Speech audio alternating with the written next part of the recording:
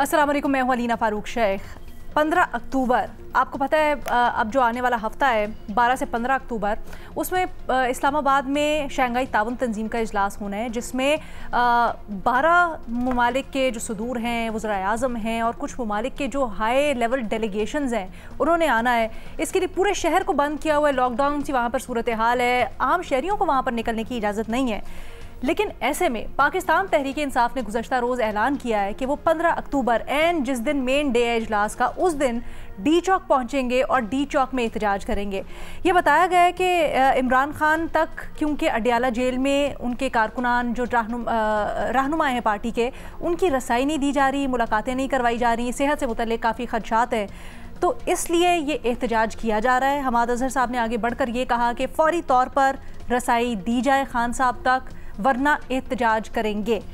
अब ये जो बातें हो रही हैं ऐसे माहौल में, जहाँ पहले इतनी टेंस सूरत हाल, सिक्योरिटी के बहुत संगीन ख़तरात और एक्स्ट्रा माइल जाके मेजर्स लिए जा रहे हैं इस्लामाबाद में, उसमें इस वक्त पाकिस्तान तहरीक इंसाफ का एहतजाज करना, इसके ऊपर बड़ी तनकीद भी हो रही है।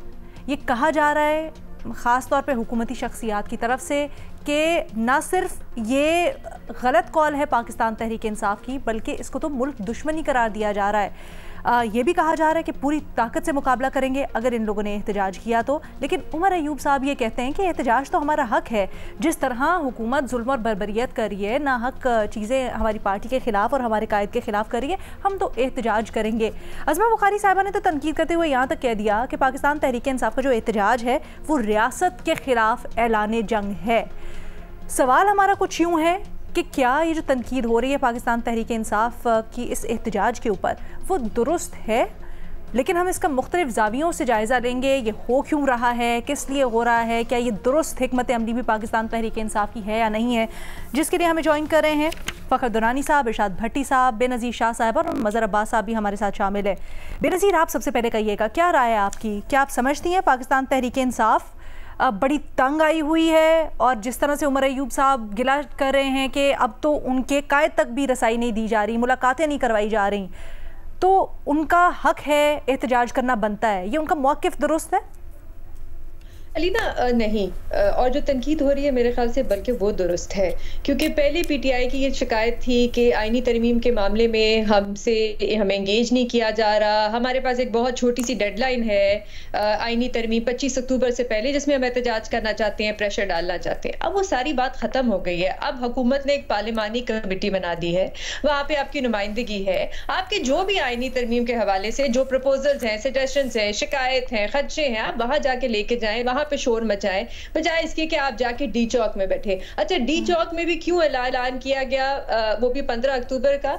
क्योंकि पीटीआई को भी नजर आ रहा है कि ये हुकूमत का एक वल्नरेबल मोमेंट है, एक वीक पॉइंट है। हुकूमत इन 2 दिन में, जब एससीओ की समिट हो रही है, वो किसी ना कोई हंगामा जो है वो बर्दाश्त अफोर्ड ही नहीं कर सकते इन 2 दिन में। तो अब आपने आगे देख लिया कि एक वीक पॉइंट है, तो अब आपने प्रेशर डालना है हुकूमत पे ताकि आप जो है अपनी बात मनवा सके। और ये एक प्रॉब्लम रही है पीटीआई के साथ, उनकी बड़ी एक डिसरप्टिव सी पॉलिटिक्स रही है, और वो अपनी सियासत को बदलते नहीं है। IMF का मामला ले लें, साइफर का मामला ले लें, उनकी ये तरीका है पॉलिटिक्स करने का, मतलब इतनी बड़ी सियासी जमात है आप, इतनी बड़ी ऑपोजिशन की जमात है, ऑपोजिशन करें। जमहूरियत में बड़ा एक अहम किरदार होता है ऑपोजिशन का, ये opposition for the sake of opposition, सही कहते हैं बिलावल भुट्टो ज़रदारी साहब, कि कभी कभी पीटीआई की इसी किस्म की सियासत होती है। और अलीना, मैं तो यहाँ पे ये भी कहूंगी कि अपने कारकुनान का सोचें, उनको आप आगे कर देते हैं, खुद आप पीछे से गायब हो जाते हैं। अभी आपको नजर आ रहा है कि इस्लामाबाद हाई अलर्ट पे है, वहां पे फौज भी है, रेंजर्स भी हैं, कंटेनर्स लगे हुए हैं, सेक्शन 144 लगा हुआ है। थोड़े से भी लोग अगर जमा होते हैं तो रियासत की तरफ से बहुत सख्त किस्म का रिएक्शन आएगा। आप क्यों अपने कारकुनान को इस किस्म की सिचुएशन में डालना चाहते हैं कि उनको डंडे पड़े, उन पे शेलिंग हुए, उनको खुदा ना खास्ता कल कुछ भी हो सकता है, किसी किस्म की भी सिचुएशन बन सकती है। लेकिन यहाँ पे मैं ये भी कहना चाहूंगी कि हुकूमत को भी कोशिश करनी चाहिए कि इस मामले को हल करे। जैसे आपने बताया कि पीटीआई की जो सियासी कमेटी है, पॉलिटिकल कमेटी, वो कहते हैं कि हमें अगर इमरान खान साहब तक रसाई नहीं मिली तो हम हम 15 अक्टूबर को निकलेंगे। तो मुझे इस बयान से ऐसा लग रहा है कि शायद एहतजाज करने का प्लान नहीं है, एक प्रेशर टैक्टिक है कि आप हमें एक्सेस दें इमरान खान साहब का, वरना हम जाके एहतजाज करेंगे। तो आप दे दें उनको एक्सेस। वो उनकी बहन मिलना चाहती हैं, उनके वकील मिलना चाहते हैं, उनके डॉक्टर मिलना चाहते हैं, तो आप मिलने दें। आपने भी एक जिद बनाई हुई है। दूसरा जो मसला है वो आईनी तरमीम का है। यहाँ पे मेरे ख्याल से हुकूमत की तरफ से कोई ना कोई गारंटी आनी चाहिए कि ये जो मामला है इसको आप 25 अक्टूबर से पहले जल्दबाजी में ये जो आईनी तरमीम है लाके इसको पास नहीं करवाएंगे। इस पे सही तरीके से बहस कराएंगे, इस पे एक ब्रॉडर कंसेंसस बनेगा। ये मामला जो है 25 अक्टूबर से आगे भी जा सकता है। बल्कि मैं तो कहूंगी यहाँ पे होना ये चाहिए कि हुकूमत की तरफ से नोटिफिकेशन आ जाना चाहिए अगले चीफ जस्टिस का। आज 12 तारीख हो गई है, कुछ ही दिन रह गए हैं, आप नोटिफिकेशन निकाल लें, थोड़ा सा प्रेशर अपने ऊपर कम करें। वैसे अब क्या नोटिफिकेशन का मामला है भी, क्योंकि आईनी तरमीम जिस तरह से और उसके पीछे जो मकासद बताए जा रहे हैं वो तो सुप्रीम कोर्ट का मामला ही नहीं है, वो तो फेडरल कॉन्स्टिट्यूशनल कोर्ट का मामला है और वहाँ पर एडजस्टमेंट करना है। तो डज इट रियली मैटर कि नोटिफिकेशन हुकूमत निकालती है या नहीं निकालती? अलीना देखें, अभी तो हमें एग्जैक्टली पता नहीं है हुकूमत प्लानिंग क्या कर रही है, लेकिन क्योंकि हुकूमत का स्टार्ट जो था वो बहुत ही अजीब सा था। जैसे आपको भी पता है जिस किस्म की पहला जो ड्राफ्ट आया उसमें तो बहुत सी चीजें थी, सुप्रीम कोर्ट के हवाले से भी थी, आईनी अदालतों के हवाले से भी थी, एस्टैब्लिशमेंट के हवाले से भी थी, और जल्दबाजी में उसको पास कराने की कोशिश की। तो हुकूमत ने अगर थोड़ी सी कॉन्फिडेंस बिल्डिंग करने की यहाँ पे जरूरत है हुकूमत की तरफ से भी, आप कोई गारंटी दें। और अगले चीफ जस्टिस का नोटिफिकेशन मुझे तो समझ नहीं आता कि अभी तक क्यों नहीं आया। अगर ये मसला है ही नहीं सुप्रीम कोर्ट का, अगर सिर्फ आईनी अदालत का मामला है तो आप नोटिफिकेशन निकाल दें। अच्छा, ये थोड़ा सा डाइग्रेस करना हो जाता है, इसके ऊपर आगे जाके हम प्रोग्राम में बात करते हैं। लेकिन ये जो प्रेशर टैक्टिक वाली आपने बात की इरशाद भट्टी साहब, क्या ये वाकई में सिर्फ प्रेशर टैक्टिक है? ये फैसला क्यों किया गया? और क्या अगर ये प्रेशर टैक्टिक भी है तो इस वक्त ये दाव खेलना दुरुस्त था?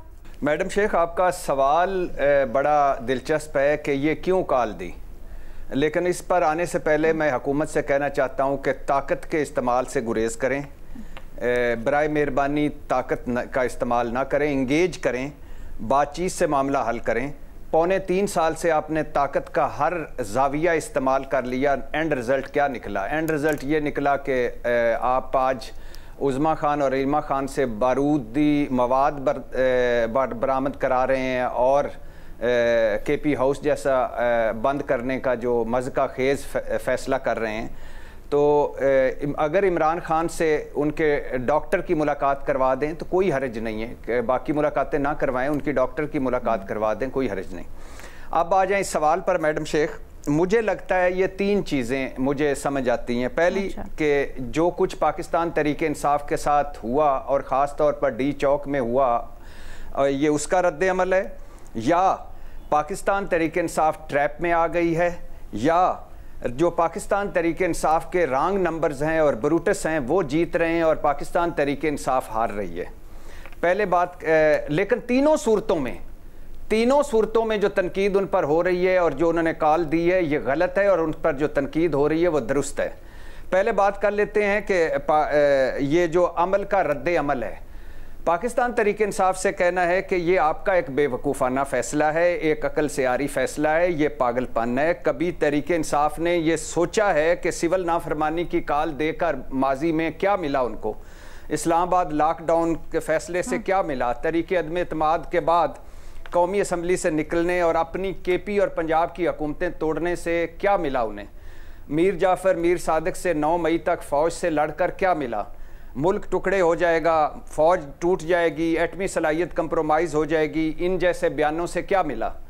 उस्मान बुज़दार मामले पर फ़ौज से लड़कर, DGISI तकर्री पर झगड़ कर, फ़लाँ आर्मी चीफ ना लगें, ये कोशिशें करके क्या मिला? और IMF कर्जा ना दे, मुसलसल जलसे, जलूस, मुसलसल एहतजाज और मुसलसल सड़कों पर रहने से क्या मिला? सियासी जमात तो गलतियों से बचती है, गलती कर ले तो उससे सीखती है। यहाँ तो गलती पे गलती हो रही है और पुरानी गलतियाँ दोहराई जा रही हैं। तो बराए मेहरबानी इससे सीखें कुछ आप, और आगे सीख कर हिकमत, तहम्मुल और सब्र से बढ़ें। दूसरी बात कि क्या ब्रूटस और रॉन्ग नंबर जीत रहे हैं या ट्रैप में आ रही है? अब मैडम शेख, आपने माजी में एक मरतबा देखा होगा कि इमरान खान, और ये आ चुका है सारा कुछ टीवी पे, लेकिन मैं उसको आज थोड़ा सा तफसील से बताना चाहता हूँ कि इमरान खान और उनके 2 वज़ीरों ने सऊदी क़यादत के हवाले से एक लूज टॉक की, और वो इमरान खान साहब के अपने वज़ीरों ने वो सऊदी क़यादत तक ये बात पहुंचा दी, जिस पर सऊदी क़यादत इमरान खान से नाराज़ हुई और इमरान खान जो अक़वाम मुत्तहिदा गए हुए थे सऊदी जहाज़ पर, वो जहाज़ उनसे वापस ले लिया गया। इमरान खान से मैंने पूछा था एक मरतबा कि वो दो लोग कौन हैं, तो वो उन्होंने उन दो लोगों का नाम बताया और मुझे कहा कि कभी नहीं बताना। मैंने कहा मैं नहीं बताऊंगा। उन्होंने उनका कहना था कि मैं उनके खिलाफ कार्रवाई करूंगा, और जो बात मैंने थोड़ी कही थी वो ज़्यादा बनाकर उन्होंने पेश की थी, तो वो उस वक्त भी रॉन्ग नंबर्स थे, ब्रूटस थे, और अंदर से पाकिस्तान तहरीक इंसाफ को नुकसान पहुंचा। फिर आपको पता होगा कि इमरान खान साहब अमेरिका थे, तो वहाँ उन्होंने इस्लामोफोबिया पर चैनल बनाने की बात की, ईरान से सऊदी अरब की सुलह की बात की, और महातीर मोहम्मद को राज़ी किया कि वो मुस्लिम ममालिक का ब्लॉक बनाएं OIC के मुकाबले में, और उसके जवाब में महातीर मोहम्मद ने कोलालमपुर कॉन्फ्रेंस रख ली।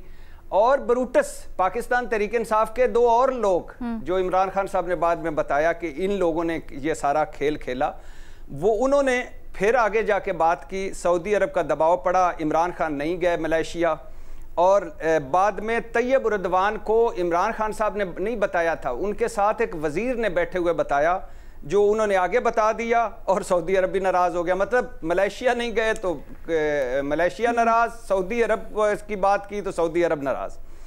मैडम शेख, आपको याद होगा कि काशिफ अब्बासी के शो में वज़ीर ख़ारजा शाह महमूद कुरैशी ने कह दिया था कि अगर कश्मीर पर मुस्लिम ममालिक ने OIC ने साथ ना दिया तो हम OIC तर्ज पर नया ब्लॉक बनाएंगे। अब प्रोग्राम ख़त्म होने तक इतनी भगदड़ मची कि इमरान खान साहब से रब्ता हुआ, शाह महमूद कुरैशी से रब्ता हुआ, हत्ता कि उस वक्त के army chief general Qamar Javed Bajwa ने काशिफ अब्बासी को फ़ोन किया कि आपने ये क्या उनको इस तरफ घेर घार के इस तरफ ले आए थे, आपको पता नहीं हम किन मुश्किलात में हैं। तो ये आज तक सोचा जा रहा है, और इमरान खान साहब बार बार पूछते थे, और जो शाह महमूद कुरैशी पर शुरू में अदम एतमाद था, अब तो खैर जेल में है तो अब एतमाद क्या करें, वो कह रहे थे कि ये इन्होंने कैसे दी बात, ये क्यों कही, किसके कहने पर कही।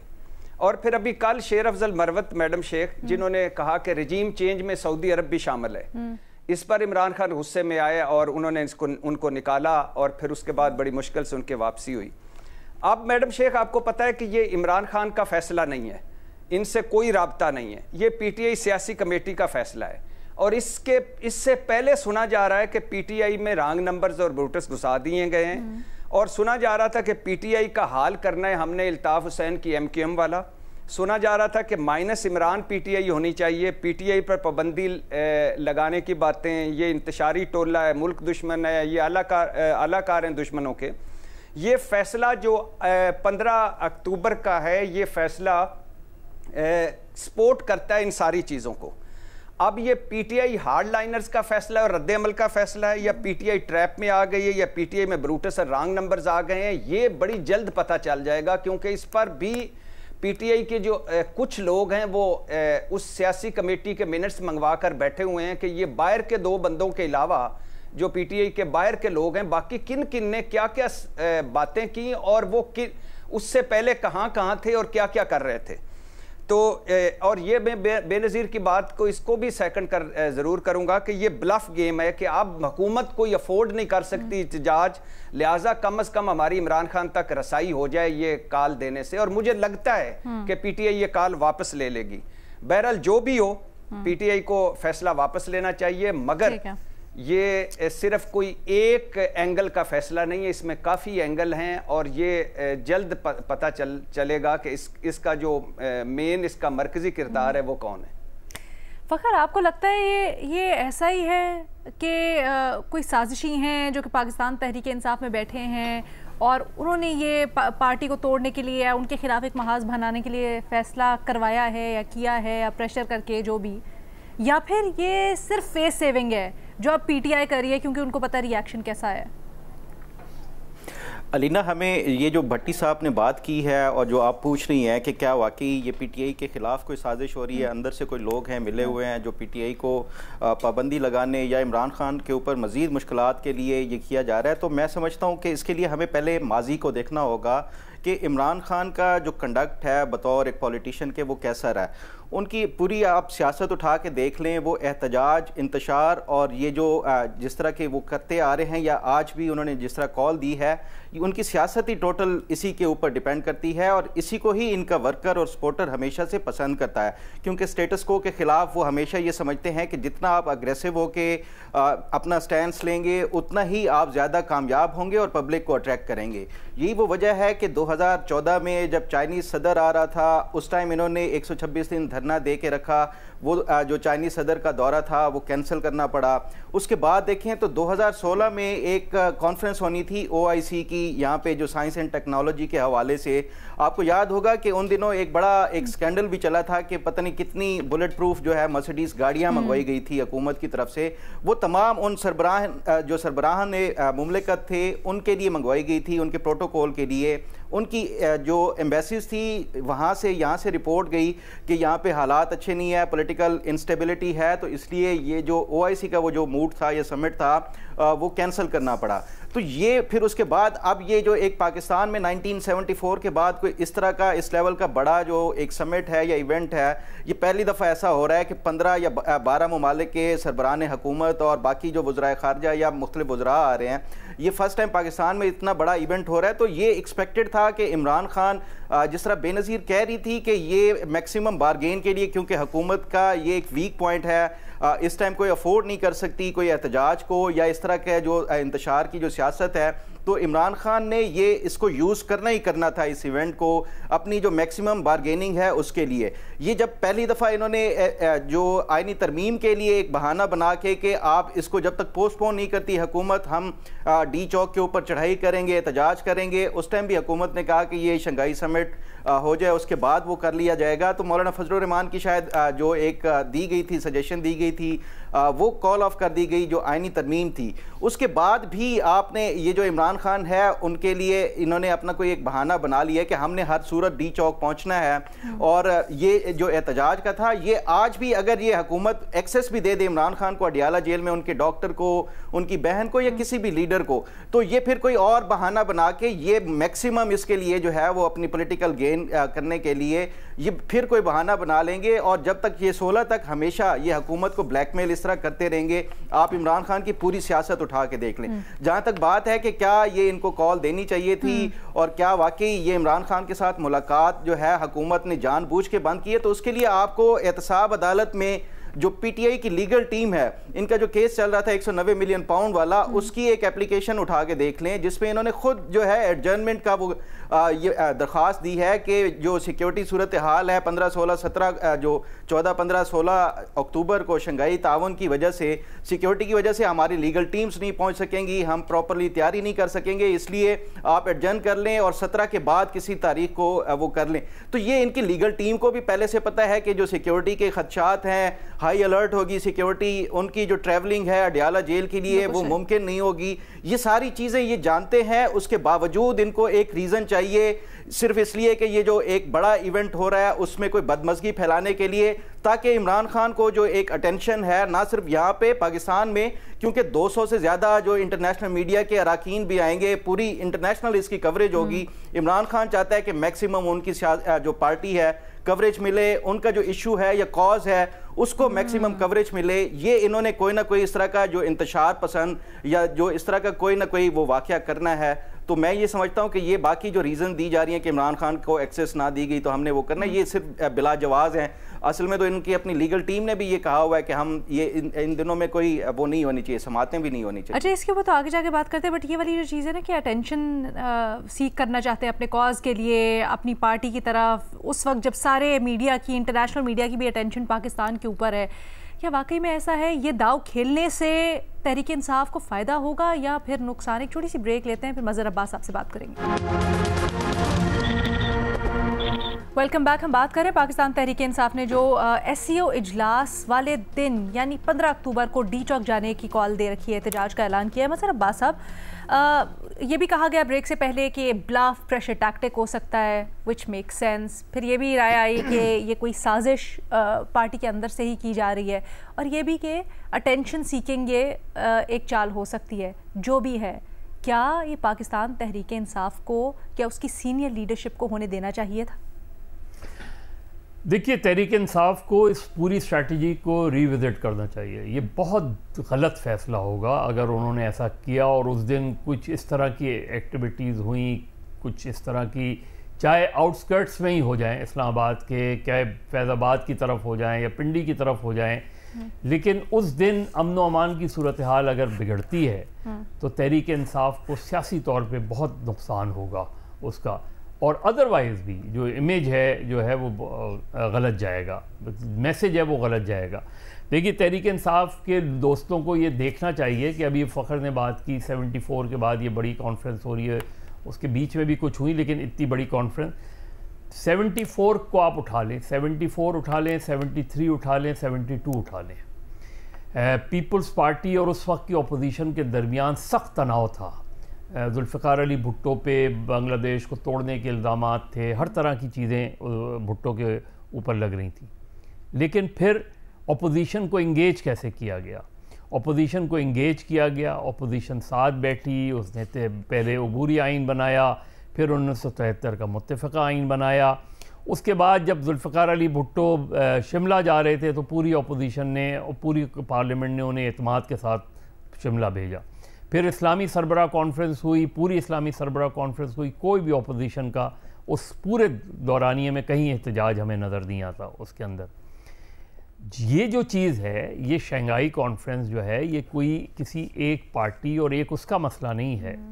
ये पाकिस्तान के लिए बहुत इम्पॉर्टेंट है। इतनी बड़ी कॉन्फ्रेंस अगर हो रही है, कोई 10-12 ममालिक के सरबराह आ रहे हैं, इन चीज़ों को देखने की ज़रूरत है। इससे बहुत पॉजिटिव मैसेज देना चाहिए तहरीक इंसाफ को, वेलकम करना चाहिए शंघाई कॉन्फ्रेंस को, वेलकम करना चाहिए तमाम जो सरबराह मुमलिकत आ रहे हैं उनको। मैं उससे आपकी पॉलिटिक्स ख़त्म नहीं होगी, उससे आपका इमेज और बेहतर होगा और ऊपर जाएगा। पॉलिटिक्स तो ये तो गवर्नमेंट अपोजिशन की लड़ाई चलती रहती है। गवर्नमेंट को क्या करना चाहिए? जो इस वक्त तहरीक इंसाफ के इनर सर्कल्स में चल रहा है वो ये चल रहा है कि जी तहरीक इंसाफ के बानी को पर टॉर्चर हुआ है, और ये मैसेजिंग हो रही है, और ये मैसेजिंग जो है वो जारी है कि इसको रोकने के लिए हमें जो है, इसीलिए वो नहीं मिलने देना चाह रहे, इसीलिए वो सरफेस पे नहीं आने देना चाह रहे, इस तरह की जो भी है। लिहाजा हमें 15 तारीख को डी चौक पे पहुंचना हर सूरत में चाहिए। अब गवर्नमेंट बहुत आराम से चलें, आप तहरीक इंसाफ के लोगों को नहीं मिलना देना चाह रहे, नहीं मिलने दें। आप उनके लॉयर से नहीं मुलाकात करने देना चाह रहे, नहीं करने दें। आप जो है वो उनकी बहनों से मुलाकात नहीं करवाना चाह रहे, नहीं करवाएं। आप मीडिया के ज़रिए तो उस पूरी इमरान खान से मुलाकात करवा सकते हैं ना। चलें, आप अपने ही पसंद के मीडिया को ले जाएं, उनसे मुलाकात करवा दें, उनकी वीडियो सामने आ जाए। उस पूरी पाबंदी है ना? नहीं तो आप पाबंदी गवर्नमेंट ने लगाई है ना, गवर्नमेंट वो पाबंदी विड्रॉ कर ले, गवर्नमेंट अलाउ कर दे। इस मैसेज का एक दूसरा एंगल आएगा ना कि जी नहीं, जो ये जो सराब प्रोपेगेंडा है ये गलत है, कुछ नहीं हुआ, सब ठीक है। ये बात करवाएं ना करवाएं, बात ऑन एयर हो ना हो, वो सब चीज़ें छोड़ दें ये, या फिर उनकी बहनों को मिलवा दें। चले उनकी बहनें आके, कोई क्या मैसेज देंगी उनकी बहनें आके। लेकिन जब हम सीक्रेसी करते हैं तो उससे फिर अफवाहें जन्म लेती हैं। जब हम रिस्ट्रिक्शन करते हैं तो उससे हमेशा गलत खबरें और प्रोपेगेंडे का वो होता है। अब जहाँ तक दूसरा एंगल है कि विद इन तहरीक इंसाफ ये कॉल किसने दी है, ये उनकी सियासी कमेटी ने दी है। क्या सोच के दी है 15 तारीख की कॉल? क्या तहरीक इंसाफ के अंदर कोई लॉबी तहरीक इंसाफ पर पाबंदी लगवाने के मूड में है? भट्टी साहब इशारा कर रहे हैं इस तरफ। नहीं, वही मैं कह रहा हूँ कि क्या आप खुदा ना खास्ता कोई इस तरह का वाक़या हो गया तो आप जवाब पैदा करवा रहे हैं अपने उसमें। अभी कुछ दिन पहले तक तो 2-3 दिन पहले तक तो एक बड़ी अच्छी डेवलपमेंट हमें नज़र आई खैबर पख्तूनख्वा में। अब हम फिर वहीं उसी डगर पे चल पड़े। क्या फिर अली अमीन गंडापुर कोई काफिला लेके जो है वो रवाना होंगे डी चौक की तरफ, फिर वही चीज़ होगी, फिर वही एक्सरसाइज होगी? मेरा ख्याल है तहरीक इंसाफ को अपनी इस स्ट्रैटेजी को, इस कॉल को रिविजिट करना चाहिए और जो भी करना है उन्हें शंघाई कॉन्फ्रेंस के बाद करना चाहिए। ठीक है भट्टी साहब, ये बताइएगा जो खान साहब की सेहत से मुतल्लिक कंसर्न जाहिर किए जा रहे हैं, ये सिर्फ इसलिए कहा जा रहा है क्योंकि उन तक रसाई नहीं दी जा रही, तो खदशा है सबको, या फिर कोई इस तरह की रिपोर्ट्स इनके पास पहुंची हैं? ये मामला हुआ क्या? और ये जो रसाई खान साहब तक नहीं दी जा रही है, मुलाकातों पर पाबंदी है, इसकी क्या वजह है? मैडम शेख, दो वजह नज़र आती हैं बज़ाहिर, यानी गैस किया जा सकता है। एक तो शंघाई कॉन्फ्रेंस डी चौक के बाद के दोबारा इमरान खान से कोई रब्ता ना हो, कोई वो इhtजाज की कॉल ना दें, कोई नया जलसा जलूस ना हो, कोई मामला बिगड़े ना। और दूसरी आइनी तरमीम, कि आइनी तरमीम जो हैं ये पुरअमन तरीके से हो जाएं और पाकिस्तान तहरीक इंसाफ और इमरान खान में कोई रब्ता ना हो। लेकिन ये जो बातें अब ये देखें, ये झूठी हैं या सच्ची हैं? ये पाकिस्तान तहरीक इंसाफ कह रही है कि हमें अंदर के ज़राए से पता चला है कि इमरान खान से जो वर्जिश वाली साइकिल थी वो वापस ले ली गई है। इमरान खान जो अपने सेलों के दरमियान बरामदा था, जो उसमें चहलकदमी या वॉक करते थे, वो सहूलत ख़त्म कर दी गई है। इमरान खान का जो मुशक्ती था, जो खाना बना के देता था, वो बदल दिया गया, वो जेल का खाना खा रहे हैं और जो जेल का खाना पहुंचाता है उसको भी इजाज़त नहीं इमरान खान से कोई बात करने के लिए। सख्त मॉनिटरिंग हो रही है। इमरान खान से आखिरी मुलाकात 3 अक्टूबर को हुई उनके पार्टी सियासतदानों की, उसके बाद से वो कैद तन्हाई में है। और ये जो बात हो रही है कि मुझे नहीं लगता कि अल्लाह करे ये गलत हो और ऐसा ही ना हो, और ऐसा पॉसिबल नहीं लगता कि इमरान खान पर कोई तशद्दुद हुआ है, टार्चर हुआ है, या ये तो बात ठीक है कि उनको दांतों में दर्द था और उनके कानों में दर्द था और ये दोनों साथ साथ चल रहे थे, ऊपर ये आया। तो अब अब उनकी बहन नौरीन जो है, तीसरी बहन है, वो इस्लामाबाद हाई कोर्ट में भी गई थी। आमिर फारूक साहब, चीफ जस्टिस साहब ने समाअत की थी, उन्होंने एडिशनल अटॉर्नी जनरल को भी बुलाया, डिप्टी सुप्रिटेंडेंट अडालत जेल को भी बुलाया। तो उन्होंने कहा है कि जब पाबंदी हटाएं तब मिलें, तब इनकी मुलाकात करवाई जाए। तो मेरा ख्याल है कि बहनों को ना मिलने दें, सियासतदानों को ना मिलने दें, मीडिया को भी अगर आप समझते हैं कि कोई गलत मैसेजिंग जाएगी या गलत मैसेजिंग आएगी, तो उनका जो वो डॉक्टर आसम है, ज़ाती मुआलिज हैं, उनको मशरूत तौर पर मिलने दें कि आप ज़रा ये चेक कर लें कि वो बखैर खूबी हैं, आफियत से हैं, ठीक हैं। तो आगे बार आके उनका कोई पैगाम नहीं पहुंचाना आपने या कुछ नहीं करना। मेरे ख्याल से ये जिद एक फजूल किस्म की है और ये पागलपन है ये भी कि आप क्यों किस वजह से आप इस तरह करके बैठे हैं। और इस तरह एक चीज बताएं, अगर अपोजिशन एक चीज बताएं, लोग इसका ताल्लुक जोड़ते हैं, ये जो गंडापुर वाली सारी एपिसोड हुई है, कहते हैं गंडापुर साहब की जब से आए और फिर पुरस्कार तौर पर वो पहुंच गए केपी, उसके बाद से पाबंदी लगी और आपस में इनका कोई लिंक है, ऐसा है कुछ? जी मैडम शेख, हमारे कुछ दोस्त तो ये जब मेरी बात हो रही थी, मैं तो नहीं यकीन कर रहा क्योंकि मेरे पास कोई सबूत नहीं, लेकिन वो कह रहे हैं कि गंडापुर साहब की राय भी शामिल है। और ख़ास तौर पर ये जो जिरगा हुआ है, अमन जिरगा, वहाँ जो वो सारे बैठे थे, तो गंडापुर साहब को पता है कि उन पर पाबंदी लगेगी और गंडापुर साहब को इनडायरेक्ट या डायरेक्ट इसका सारा कुछ पता है। तो अब वल्लाह आलम क्या है, लेकिन बहरहाल डॉक्टर की मुलाकात हो जानी चाहिए। अच्छा, इसके मजीद जावियों पर जरा गौर करते हैं, एक छोटी सी ब्रेक ले रही है हमें, उसके बाद वापस आते हैं। पाकिस्तान तहरीक इंसाफ के 15 अक्टूबर के एहतजाज के ऊपर हम बात करें। फ़खर तुरानी साहब, ये कहिएगा, क्या हुकूमत इस मामले को मिसहैंडल कर रही है? हुकूमत को बेहतर इसमें कोई स्ट्रैटेजी बनानी चाहिए थी और बिठा के आराम से पाकिस्तान तहरीक इंसाफ से बात कर लेती, या फिर जैसे अभी हमारे बाकी तीनों तज्जियाकारों ने कहा, डॉक्टर की कम अज़ कम रसाई करवा दी जाए ताकि इत्मीनान हो जाए?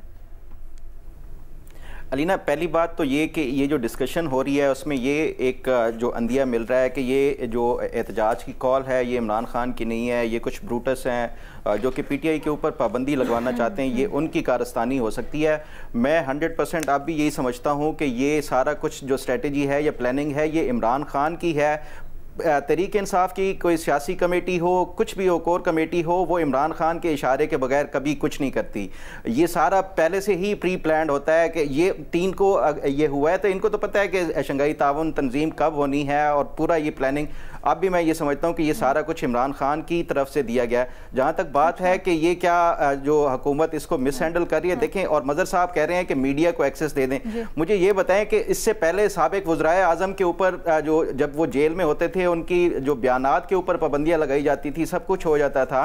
तो ये अगर कोई 10 दिन के लिए कोई इतना इंपॉर्टेंट इवेंट हो रहा है, एक तरफ मज़र साहब खुद भी कह रहे हैं कि उसकी जो इंपॉर्टेंस है वो कितनी अहमियत का हामिल है कि 74 के बाद जो है एक इतना बड़ा इवेंट हो रहा है। अगर इमरान खान से जो सिक्योरिटी जो कुछ खदशात हैं उसकी वजह से ये कहा जा रहा है, तो उसकी बुनियाद के ऊपर मेरा ख्याल है कि ये तहरीक इंसाफ का कोई जवाज़ नहीं बनता कि इतने बड़े इवेंट के लिए वो बदमज़गी फैलाएं। जहाँ तक ये कि तशद्दुद, क्या इमरान खान के ऊपर तशद्दुद की जिस तरह की खबरें आ रही हैं, देखें, अगर किसी ने तशद्दुद करना होता, जब इमरान खान के ऊपर एक्सेस नहीं है तो ये इन्फॉर्मेशन कैसे पहुँच जाती है कि वो इमरान खान के ऊपर तशद्दुद किया गया है। और फिर दूसरी बात ये कि एक वज़ीर आज़म, साबिक वज़ीर आज़म है, उसके ऊपर मैं नहीं समझता कि इस तरह कभी तशद्दुद करके या वो कोई इस तरह का जो उनके खिलाफ मिसबिहेव किया जाएगा। इमरान खान, भट्टी साहब कह रहे हैं कि उनका बरामदे में जो वॉक है वो छोड़ दी गई है, उनके बाकी जो सहूलियात थी वो ख़त्म कर दी गई हैं। इमरान खान तो कभी मानते ही नहीं है कि उनको कोई सहूलियात दी गई हैं। वो इंटरनेशनल जितने भी आर्टिकल्स लिखते हैं उसमें वो यही कहते हैं, वो कैद तन्हाई में उनको रखा हुआ है, एक जो काल कोठड़ी है उसमें उनको बंद किया गया है। तो जब इमरान खान खुद कहते हैं कि उनको कोई सहूलियात नहीं मिल रही, फिर ये कैसे वो उनकी जमात ये कहती है कि उनको जो सहूलियात है उनसे वापस ले ली गई हैं। तो मेरा ख्याल है कि ये कॉन्ट्रडिक्शन है। ये आप चाहे तमाम तर सहूलियात दे भी दें इनको, तो उसके बावजूद भी इन्होंने कोई रीज़न, फिर शायद ये रीज़न निकालें कि इमरान खान को देसी मुर्ग का जो है वो रोज़ाना वो नहीं दिया जा रहा, तो हम उसकी वजह से एहतजाज करते हैं। तो ये इन्होंने कोई ना कोई जवाब ढूंढना है एहतजाज के लिए और इस इवेंट के लिए बदमज़गी पैदा करने के लिए। आप जितना भी इमरान खान को खुश कर लें, ये इन्होंने फिर भी वो राजी नहीं होना। बेनज़ीर, मैं सब आई अंडरस्टैंड आप कहना चाहते हैं देसी मुर्गे पे तो अगर कोई ये बात आके रुकती है तो वो तो जायज़ है, वो तो देना चाहिए, और अगर शंघाई कॉन्फ्रेंस हो रही है तो उनको भी देना चाहिए। बाकी मैं इस सारी बातों से डिसएग्री करता हूं, क्योंकि हुकूमत हमें बताती रही है कि ये सहूलतें हम दे रहे हैं। इमरान खान साहब तो बता रहे हैं। सर एक सेकंड रुकिएगा सर, बेनज़ीर को भी अग्री या डिसएग्री करने का मौका देते हैं। काफी देर से खामोश बैठी, उसके बाद मैं आप लोगों के पास आती हूँ। बेनज़ीर, अलीना, आप एक गारंटी ले टीआई से कि हम आपको एक्सेस दे देंगे, बट वो कोई एहतजाज की कॉल नहीं देंगे अगले 2-3 दिनों में, और उनको एक्सेस दे दे। मुझे तो नहीं समझ आती हुकूमत की क्या जिद है। मुझे तो वैसे डिसीजन मेकिंग भी समझ नहीं आती कि हुकूमत की कैसे की जाती है। एक तहरीक पे पहले पाबंदी लगाई जाती है, फिर उनके बारे में कहा जाता है इनको फॉरेन फंडिंग मिलती है, फिर उन्हीं के साथ जाके बैठ जाते हैं और उनको जरगा भी करने देते हैं। तो बिल्कुल यहाँ पे हुकूमत का सिर्फ रिएक्शन नहीं आता, ओवर रिएक्शन आता है जो हर वक्त बैकफायर करता है। तो आप मामले को हल करें। मैं तो बल्कि कहती हूँ हुकूमत की ज्यादा बड़ी जिम्मेदारी बनती है। पीटीआई की सियासत हमें पता है कैसी है, एक डिस्ट्रप्टिव सी उनकी सियासत है। वो ऑपोजिशन में है, they have nothing to lose. वो जो मर्जी करना चाहते हैं वो करेंगे, वो रेकलेस भी होंगे। लेकिन आप हुकूमत में हैं, आप जिम्मेदार तरीके से मामले को हल करने की कोशिश करें, जाके उनसे मिलें। अच्छा ठीक है, आप हमें गारंटी देते हैं कि वो कोई कॉल नहीं देंगे, एहतजाज नहीं करेंगे, कोई हंगामा नहीं करेंगे, तो ठीक है, हम आपके डॉक्टर को, वो डॉक्टर फैसल सुल्तान है, उनको जाने देते हैं, वो जाके मिल लें इमरान खान साहब से। लेकिन मैं यहाँ पे एक चीज जरूर ऐड करना चाहूंगी पीटीआई के हवाले से। देखिए, कुछ चीजों पे सियासत नहीं होनी चाहिए। आप जाके केपी में वफाक के साथ बैठे, तो आप क्यों नहीं गाजा वाली उस पे मल्टी पार्टी कॉन्फ्रेंस पे बैठे? आपको वहां पे जाना चाहिए था। अगर आप उस वक्त वफाक के साथ बैठ सकते थे तो उस वक्त भी बैठना चाहिए था। इस वक्त दुनिया में इससे बड़ा कोई मसला है ही नहीं। और मैं ये भी आपको याद दिलाना चाहूँ कि 2022 में जब ओआईसी की कॉन्फ्रेंस हो रही थी तो पीडीएम का जलसा था, जो मौलाना फजल रहमान साहब ने आगे कर दिया था, क्योंकि ओआईसी की कॉन्फ्रेंस थी बिल्कुल वोट ऑफ नो कॉन्फिडेंस से पहले। तो ये चीजें भी पीटीआई को याद रखनी चाहिए कि इस तरह की सियासत करने से आपको कोई फायदा नहीं होगा। हाँ ठीक है, आपके कारकुनान निकल आएंगे, लेकिन लॉन्ग टर्म आपको कोई फायदा नहीं होगा। मैं सब कुछ ऐड करना चाहते थे। देखिए, जो फखर बात कह रहे हैं ना, यही प्रॉब्लम है। जो गवर्नमेंट ऑफ द डे होती है, जब पीटीआई की गवर्नमेंट थी तो इसी तरह की स्टोरीज आ रही थी, नवाज शरीफ साहब के बारे में, मरियम नवाज साहिबा के बारे में, ख्वाजा साद रफ़ीक, राना सनाउल्लाह के बारे में, कि उनके साथ क्या सलूक किया जाता है। अब उस वक्त की गवर्नमेंट को भी ये चाहिए था, बता देते। बताने से क्या मतलब, आप अलाउ कर देते, जाके देख लें, कुछ नहीं हो रहा, सब गलत खबरें सामने चीज़ें आ जाती बिल्कुल, कि किस सेल में रखा है, किस जगह पे रखा हुआ है, सब चीज़ें पता चल जाती। जब हम छुपाते हैं चीज़ें, ये याद रखें, जब भी आप चीज़ें छुपाएंगे, हमेशा गलत फहमियाँ जन्म लेंगी। जब भी आप चीज़ें ओपन करेंगे, कभी भी किसी को ये जवाब नहीं मिल पाएगा ये बातें करने का। तो इस वक्त चीज़ ये नहीं है कि उनको एक्सेस दें या ना दें, जब ये आप नहीं देते तो वो जो भी चीजें होती हैं लोग उस पर यकीन करना ये तो बड़ा आसानी से फिर ब्लैकमेलिंग टैक्टिक नहीं बन जाएगा किसी भी सियासी जमात का कि आप कह दें आप फिर प्रोपेगेंडा और फेक न्यूज के लिए आप इसी तरह पीछे लगे रहेंगे। ब्लैकमेलिंग की बात नहीं होती। ब्लैकमेलिंग क्यों आप पर पाबंदी लगी थी नवाज शरीफ की तकरीर दिखाने पर, क्यों पाबंदी लगी थी इमरान खान की तकरीर दिखाने पर, क्यों लगी थी? नहीं सर, वो वाली तो बात बिल्कुल सेपरेट है ना। ये कि जैसे आपने कहा अंदर ये नहीं हो रहा वो नहीं हो रहा तो आप फौरन इसलिए कि ये गवर्नमेंट के हक में जाती हैं ये चीजें। अच्छा। ये चीजें कोई भी गवर्नमेंट में, इस गवर्नमेंट की नहीं, कोई भी गवर्नमेंट हो, ठीक है, उसके हक में ये बातें जाती हैं कि जो प्रोपेगेंडा हो रहा है उसे काउंटर करने का तरीका यही होता है कि जी आप कह रहे हैं फिजिकल टॉर्चर, ये देख लें इमरान खान साहब को। ठीक है भट्टी साहब। मैडम शेख, अभी बात हो रही थी, बेनज़ीर साहबा बात कर रही थी कि मौलाना साहब ने आगे जलसा कर दिया। मैं इसको जस्टिफाई नहीं करूंगा क्योंकि इस वाहिद ये चीज़ है जिस पे मैं एग्री करता हूं कि पाकिस्तान तहरीक इंसाफ को कॉल वापस लेनी चाहिए। ठीक है। और इसको मैं माजी से नहीं मिलाना चाहता, लेकिन सिर्फ हकायक की दुरुस्तगी के लिए अर्ज है कि मौलाना साहब ने इलेक्शन के फ़ौरन बाद कहा कि हम आज के बाद 14 अगस्त नहीं मनाएंगे। मौलाना साहब भी कहे थे जिन्होंने एक ऐलान किया था कि दुनिया का कोई मुल्क इस वज़ीर आज़म के अहकामात ना माने। और फिर शहबाज शरीफ साहब और बिलावल भुट्टो तरीके अदम एतमाद से पहले खड़े होकर असम्बली के बाद कह रहे थे कि हम देखते हैं कि इस असम्बली में कौन खिताब करने आता है, OIC कॉन्फ्रेंस से पहले हम रोकेंगे उसको और इधर धरना देंगे।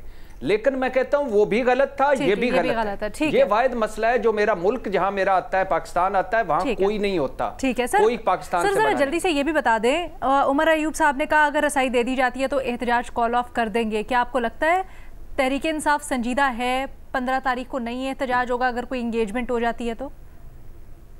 जी बिल्कुल, फ़खर इस पे गलत कह रहे हैं। अगर पाकिस्तान तहरीक इंसाफ के डॉक्टर को भी उन तक रसाई मिल गई तो वो कॉल ऑफ कर दें। लेकिन ये तरीका आपके ख्याल में सही है? मैडम शेख, वो तरीका भी ठीक नहीं था कि आप अचानक सारी पाबंदियां लगा दें, और ये तरीका भी ठीक नहीं कि आप हुकूमत को ब्लैकमेल करें। सर वो पाबंदियों का तो उन्होंने बताया ना कि क्या मसले मसाइल हैं, आप उन पर यकीन करती हैं? मैं तो आपसे जानना चाहती हूँ, क्या आपको लगता है कि वो ठीक है? नहीं मैडम शेख, ये दाएं हाथ का काम है हुकूमतों का, एक थ्रेट अलर्ट लेटर। मैंने तो सुने आप लोगों को भी घरों में बंद होना पड़ेगा कल से। जी अल्हम्दुलिल्लाह, लेकिन हमारा ये है कि कम से कम हम तक डॉक्टर की रसाई होगी। अच्छा। बच्चे मिल सकेंगे, इतना हमें सहूलत है। अच्छा, फ़खर दरानी साहब। देखिए अलीना, मैं पहले भी वही बात कर रहा हूँ कि ये जिस तरह भट्टी साहब भी कह रहे हैं कि ये शायद कॉल ऑफ कर देंगे, PTI को हमेशा से जवाब चाहिए। जिस तरह आप भी कह रहे हैं ये ब्लैकमेल करते रहेंगे हुकूमत को और आखिरी दिन तक ये करते रहेंगे कि मैक्सिमम जो अटेंशन है उसको हासिल करने के लिए ये किसी न किसी तरीके से तंग करते रहेंगे। इमरान खान की बीमारी का बहाना बना के आखिरी दिन भी ये कह सकते हैं कि इमरान खान की तबीयत शदीद ख़राब हो गई है इसलिए बाहर निकलो। ये वही बात है जो शुरू में बेनज़ीर ने भी कही कि इनको अपने वर्कर्स के हवाले से भी सोचना चाहिए कि ये बार बार उनको वो करते हैं। देखें अभी सैकड़ों के हिसाब से इस्लामाबाद में जो पिछले डी चौक के वो धरने वाले उसमें वो पकड़े हुए हैं, किसी ने कसमपुर जो उनकी पूछा तक नहीं है इनकी लीडरशिप की तरफ से कि उनकी जमानतों के लिए क्या किसी के पास पैसे हैं या नहीं है। लेकिन वो कह रहे हैं ना पहली बात तो एक चीज़ है ना सर, अभी बेनज़ीर ने भी बाकी सब ने भी यही कहा, हुकूमत अगर इंगेज कर ले पाकिस्तान तहरीक इंसाफ के साथ, डॉक्टर तक रसाई दे दे, सब कुछ ट्रांसपेरेंट कर दे तो शायद चीज़ें ज़रा मामला अच्छाई से हल हो जाए, सबकी इसमें इज्जत है। अलीना देखें, फिर इस तरह आप 9 मई करके अपनी बातें मनवाते जाएं, फिर उसके बाद इस तरह धरने और जलसे और इस तरह करके रियासत से जो है या हुकूमत से अपनी इस तरह बातें मनवाते जाएंगे तो मेरा ख्याल है कि ये एक सिलसिला शुरू हो जाएगा। फिर हर एक जत्था जो है वो कोई 1000 का लेके आ जाए, इस्लामाबाद के ऊपर चढ़ाई कर दे और जो बातें अपनी मर्जी की वो मनवाता जाए। तो हुकूमत जो होती है उसकी अपनी रेट भी उसको कायम करना होती है। और बाज़ औक़ात ये इस तरह के जो ये एक नेशनल इंपॉर्टेंस का नहीं, ये इतना बड़ा इवेंट होने जा रहा है, ये किसी सियासी जमात का फ़ायदा नहीं है इसमें कि ये मुस्लिम लीग नून की हुकूमत है उसको फायदा हो रहा है, ये पूरे पाकिस्तान को फायदा हो रहा है, उसका इमेज बेहतर। ये बड़ा अहम पॉइंट, कोई बात करना चाहेगा इसके ऊपर, ये जवाब देना चाहेगा? मैं फिर वही बात करूंगा, जब आज से कुछ साल पहले चले जाएं, क्या उस वक्त जब हुकूमत ये कह रही थी कि हम अपनी रिट कायम कर रहे हैं तो क्या वो जस्टिफाइड थी? क्या उस वक्त जो इकदाम किए जा रहे थे वो जस्टिफाइड थे? सर हम उस वक्त भी यही कहते थे कि उस वक्त नहीं, उस वक्त भी यही फखर खुद जवाब देना चाहते हैं। सर मज़हर साहब, आप मेरे बड़े काबिल एहतराम है। देखें, ये जितना बड़ा एक इवेंट हो रहा है उसके लिए हुकूमत को मैं समझता हूँ कि सख्ती से ये रेट अपनी कायम करानी चाहिए। ये इस तरह के जो है तशद्दुद का या इंतशार का आप वो जत्था लेके आ जाएं और ब्लैकमेल करना शुरू कर दें, तो मेरा ख्याल है कि ये उससे हमेशा ये इस तरह की ब्लैकमेलिंग होती रहेगी। आप जो है वो कोई ये इवेंट ना हो, उसके अलावा कोई इस तरह का वो करें, तो मेरा ख्याल है कि हुकूमत को मानना भी चाहिए। लेकिन इतने बड़े इवेंट के लिए आप ब्लैकमेलिंग शुरू कर दें तो ये कोई, मेरा ख्याल है कि किसी भी तौर के ऊपर इसको जस्टिफाई नहीं किया जा सकता। देखिए, मेरे ख्याल से इस वक्त इतनी तो कोई बड़ी डिमांड उनकी है नहीं, वो तो सिर्फ कह रहे हैं हमें एक्सेस दे दें। हाँ, अगर इससे ज्यादा वो आपको डिमांड्स ला के रखते हैं और फिर ब्लैकमेल करते हैं तो फिर हुकूमत उसको डील करे। अभी तो वो एक्सेस मांग रहे हैं तो दे दें आप उनको एक्सेस। उनके मुझे तो इतना कोई ये बड़ा इशू नहीं लगता। आपने उन पर पाबंदी लगाई हुई है, उनको एक्सेस दे दें। उसके बाद हाँ, अगर वो इससे आगे कोई बात लेके जाते हैं तो फिर आप उसको डील करें जिस तरह आपने उसको डील करना है। देखें बेनज़ीर, ये जो अभी पिछले हफ्ते इन्होंने एहतजाज शुरू किया था, उस टाइम भी पाबंदी थी मुलाकातों के ऊपर अडियाला जेल में। उस टाइम जो इन्होंने एहतजाज का एक रीज़न बताई थी कि जब तक हुकूमत ये आईनी तरमीम है उसको मौखर नहीं करती, हम एहतजाज को कॉल ऑफ नहीं करेंगे। वो ख़त्म हो गया, इनका मकसद हासिल हो गया। फिर अब इन्होंने वो इसका इमरान खान के ऊपर पाबंदी का वो कर दिया है। फिर कल जो है वो ये भी एक एक्सेस दे दी जाती है, तो फिर इनको कोई और रीज़न के लिए। देखें, ये इस तरह ये अगर रियासत को इतने बड़े इवेंट के लिए ब्लैकमेल किया जाएगा तो मेरा ख्याल है कि इस पे हुकूमत को अपनी रेट कायम करने के लिए सख्ती से वो निपटना चाहिए। चले, let's just agree to disagree. अभी देखते हैं आइंदा आने वाले दिनों में क्या होता है। बहरहाल हमारे जो 3 तज्जियाकार हैं, मज़हर अब्बास साहब, बेनज़ीर शाह साहिबा और इरशाद भट्टी साहब, समझते हैं हुकूमत को इंगेज करना चाहिए और पाकिस्तान तहरीक इंसाफ के साथ इस मामले को अच्छे तरीके से सुलझा लेना चाहिए। लेकिन फ़ख्र इससे अग्री नहीं कर रहे। लेकिन जो हमारे चारों के चारों तज्जियाकार हैं वो इस बात पर मुत्तफ़िक़ हैं कि जो तरीक़ाकार पाकिस्तान तहरीक इंसाफ की तरफ से और ख़ासकर इस वक्त एहतजाज का अपनाया गया है और कॉल दी गई है वो सरासर गलत है, नहीं होना चाहिए था। इस सियासी स्ट्रैटेजी के ऊपर ज़रूर नज़रसानी करनी चाहिए। तो इजाज़त दें, अल्लाह हाफ़िज़।